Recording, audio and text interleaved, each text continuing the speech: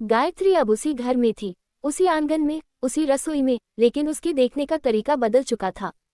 पहले वह इस घर को रिश्तों से भरा हुआ मानती थी, अब उसे यह एक ऐसा मंच लगने लगा था जहां हर किरदार अपनी भूमिका निभा रहा है और सबसे अनुभवी कलाकार गीता देवी है। फर्क सिर्फ इतना था कि गीता देवी अभिनय नहीं कर रही थी, वे जीवन को ही एक खेल की तरह खेल रही थी।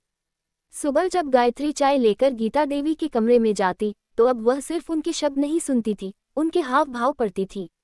कभी बिना वजह लंबी सांस, कभी आंखें मूंद कर चुप हो जाना, कभी अचानक कहना कि कुछ नहीं, बस मन भारी है। पहले गायत्री इन बातों में उलझ जाती थी, खुद को दोष देती थी, लेकिन अब वह समझने लगी थी कि ये सब संयोग नहीं है, यह एक तरीका है दूसरे को अपराधबोध में रखने का। गीता देवी भी महसूस करने लगी थी कि गायत्री पहले जैसी नहीं रही। वह अब हर बात पर तुरंत प्रतिक्रिया नहीं देती थी, न रोती थी, न सफाई देती थी, बस सुनती थी, मुस्कुराती थी और अपने काम में लग जाती थी। यही चुप्पी गीता देवी को बेचैन करने लगी। उन्हें वह बहू पसंद थी जो उनकी बातों से टूटे, सवाल करे या कम से कम उलझन दिखाए। ये शांत गायत्री उनके लिए नई थी और खतरनाक भी। साजिश का अगला चरण और भी महीन था। गीता देवी ने घर के बाहर का इस्तेमाल शुरू किया। पड़ोस की महिलाएं, रिश्तेदार, पूजा पाठ की बैठकों में बैठी बुजुर्ग औरतें, हर जगह वही कहानी, लेकिन अलग अलग ढंग से। कहीं वे खुद को असहाय दिखाती, कहीं जरूरत से ज्यादा उदार। मैं तो बहू से कुछ नहीं कहती, आजकल की लड़कियां अपने तरीके से जीना चाहती हैं, ये वाक्य वे ऐसे बोलती जैसे यह उनकी बहुत बड़ी महानता हो। इन बातों का असर घर तक पहुंचना तय था। गायत्री के पति के व्यवहार में हल्का सा बदलाव आने लगा। वह खुलकर कुछ नहीं कहते थे, लेकिन उनकी चुप्पी में सवाल होते थे। कभी अचानक पूछ लेना कि तुम माँ से नाराज तो नहीं हो, या फिर बिना वजह कहना कि माँ ने तुम्हारे लिए बहुत कुछ किया है। गायत्री समझ जाती थी कि ये शब्द सीधे गीता देवी के कमरे से होकर आए हैं। एक शाम जब गायत्री ने अपने पति से बहुत साधारण सी बात कही कि उसे ऑफिस के काम के कारण थकान रहती है, तो जवाब में उसे जो मिला उसने उसके भीतर की आखिरी भ्रम की दीवार भी गिरा दी। माँ कह रही थी कि आजकल तुम घर के काम को बोझ समझने लगी हो। गायत्री कुछ पल चुप रही। उसने बहस नहीं की, उसने सफाई भी नहीं दी, बस इतना कहा, अगर माँ को ऐसा लगता है तो शायद उन्होंने मुझे समझने की कोशिश नहीं की। उस रात गायत्री देर तक जागती रही। उसे अब साफ दिख रहा था कि यह लड़ाई सामने से नहीं लड़ी जा रही, ये रिश्तों के बीच से, शब्दों के बीच से और भावनाओं की आड़ में खेली जा रही थी।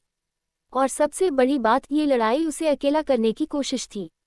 गीता देवी की सबसे बड़ी चाल यही थी कि गायत्री को यह महसूस कराया जाए कि वह गलत है, वह ज्यादा सोचती है और उसके मन में ही समस्या है। यह एक ऐसी मानसिक कैद थी जिसमें सलाखें दिखाई नहीं देती, लेकिन सांस घुटने लगती है। कुछ दिनों बाद घर में एक छोटा सा कार्यक्रम रखा गया। रिश्तेदार आए। गीता देवी पूरे समय गायत्री की तारीफ करती रही। उसकी सादगी, उसकी समझदारी, उसका संस्कार, सब कुछ।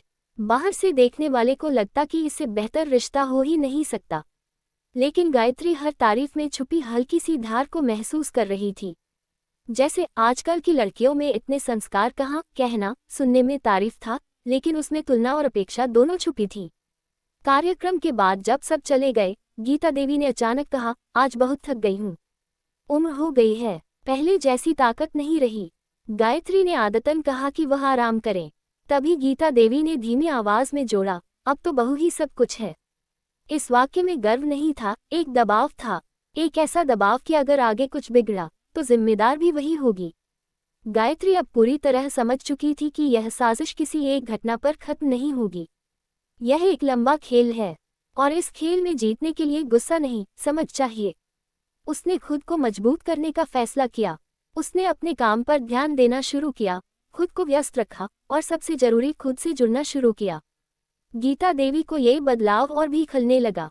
उन्होंने अब बीमारी को और बड़ा चढ़ाकर दिखाना शुरू किया। कभी डॉक्टर, कभी दवाइयाँ, कभी यह जताना कि उन्हें कोई पूछने वाला नहीं। लेकिन इस बार गायत्री ने हर चीज रिकॉर्ड की तरह याद रखना शुरू कर दिया।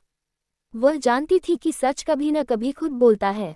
एक दिन गीता देवी ने घर में सबके सामने कहा, अगर मैं कुछ दिन न रहूं तो पता नहीं घर कैसे चलेगा।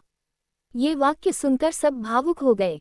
गायत्री भी वही थी। उसने बस इतना कहा, माँ आप हमेशा रहेंगी, लेकिन घर किसी एक इंसान से नहीं, सबके साथ से चलता है। ये बात साधारण थी, लेकिन उसमें छुपा आत्मविश्वास साफ झलक रहा था। गीता देवी ने पहली बार गायत्री की आंखों में डर नहीं, स्थिरता देखी। उन्हें एहसास हुआ कि बहू अब सिर्फ निभा नहीं रही, समझ भी रही है। और यही वह मोड़ था जहां साजिश और भी गहरी होने वाली थी।